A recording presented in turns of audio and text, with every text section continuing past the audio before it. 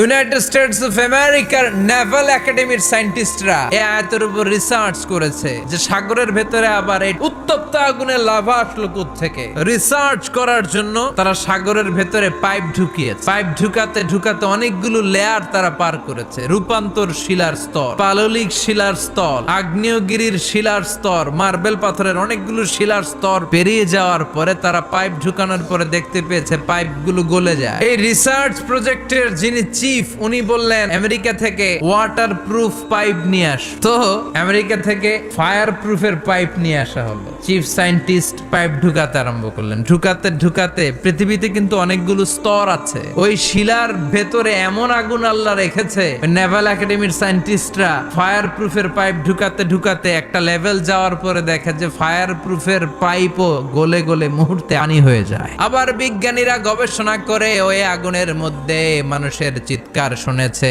এজন্য হাদিসে এসেছে কাফের মুশরিক আর নাস্তিক গুলো মারা গেলে তাদের আত্মাগুলো পৃথিবীর মাঝখানে সিজ্জিনে চলে যায়। ওই সিজ্জিনের ভেতরে আগুন আছে না নাই?